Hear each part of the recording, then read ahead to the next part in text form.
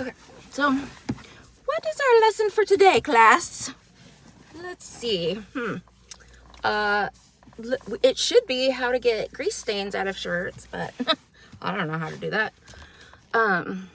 Okay, so I was listening to some videos, and I always get like super inspired when I hear other people's videos because some of them are so true. And I'm like, for a second, I'll be like, how do, like, what do I have? Like, they're already talking about it, but I do have something, and that is examples, right? So, I wish I could remember names. I watched a video today. It was a gentleman who was just laying down facts, just talking about, what was he talking about? He was talking about, oh goodness. See, I just now was watching one about like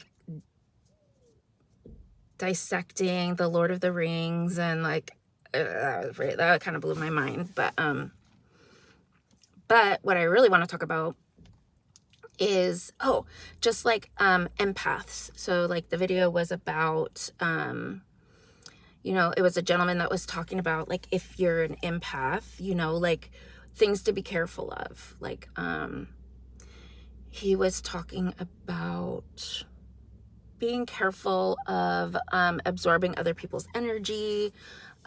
He was talking about mirroring, like he showed a video of a baby who was, being played with by his mom, and her, she was smiling, and he could point and she would look and stuff like that. And so I was watching that and it reminded me of things. And so one of the things he was talking about is like setting boundaries with people, like just being careful not to put ourselves in a situation where we're absorbing negative energy and stuff like that. And so my addition is around I gotta go. Oh, this thing better not hijack my sound. But like boundary setting. So that is a tricky one, right? So if we're empaths, we're trying to set boundaries.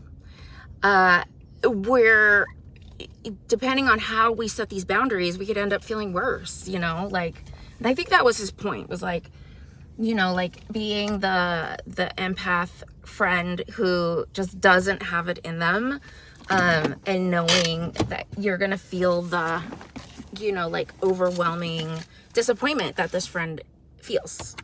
And so somebody's gonna come over here. I'm in line for a food box. So setting boundaries with people is really important, because as an empath, if we are tired and we're just not really thinking that great, which is, it happens, we might be, like not setting the boundary in a compassionate way, looking at it through the trauma-informed lens. And so I think I have some tips for you. I don't think I do. I do. I have some tips for you. So the way it works is it helps to know each person. Like as an empath, even with strangers, I'm able to tap in and like kind of flow with it, like present it in a way that makes sense to them. And always, like leading with words of love and,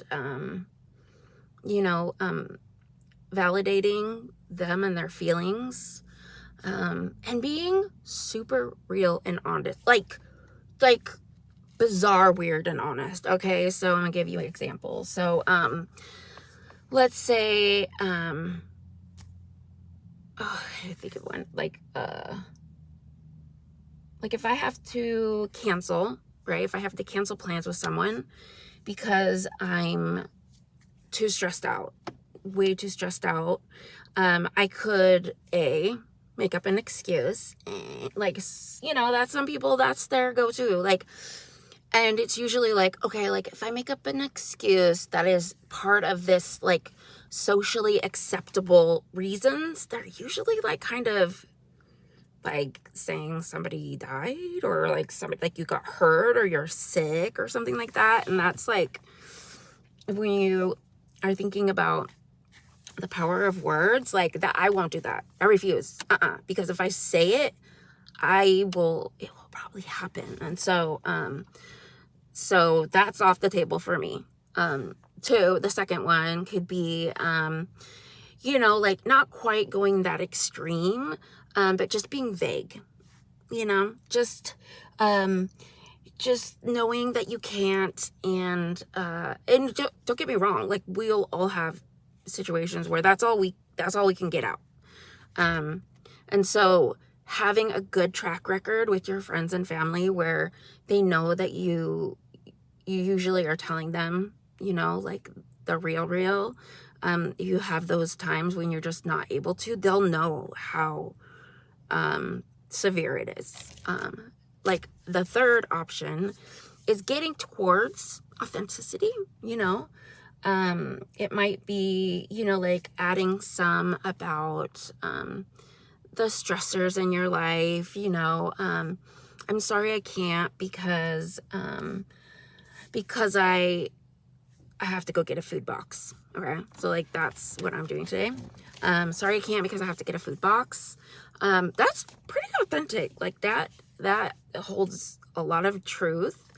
And so the extra step that I choose, and I feel like it helps a lot, is also adding the authentic piece of like my mindset of like, I'm really like, I am so sorry I can't make it. I have to get a food box. I'm like really worried that I'm going to hurt your feelings, because I don't want to hurt your feelings. And because I really appreciate you, and I really value our friendship. Like that piece at the end is the honest truth. It is the reason why anybody would make up an excuse, right?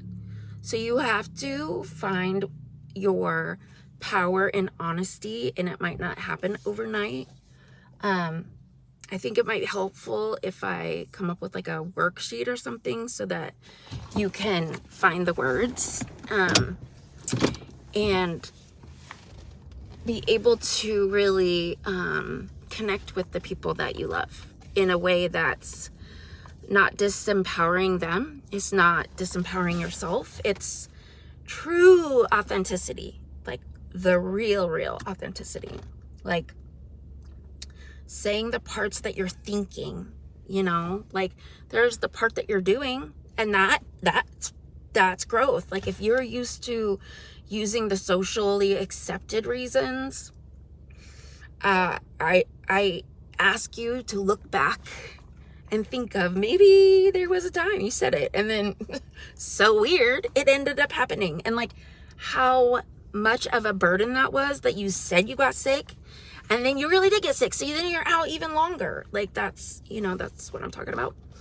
And so if you move too vague, that's growth. Like that, like it's not like we're not playing leapfrog. Like there's no jumping over parts. Like kids learn how to ride bikes by either having training wheels or no pedals, like there's stages to it. And so that's what I wanted to share was, like what that can look like when we are setting boundaries as empaths. Because what happens is when I'm super honest like that, and I'm like, oh my gosh, I feel so bad. Like I honestly am really struggling today. And I'm, I tell people, I'll be like, on one hand, I really care about you, and I really want to push through this and be there for you. But on the other hand, I know that if I do, I'm not going to be present, and I'm going to end up making you feel like like questioning where you stand in my life or something, like I have these two parts of me that are battling. And I know that the real solution is going to be presenting them to you. Just being real, you know, like you tell the truth and shame the devil, you know, like just be super real. These are the hands that I have, like these are the cards that I have. This is the hand.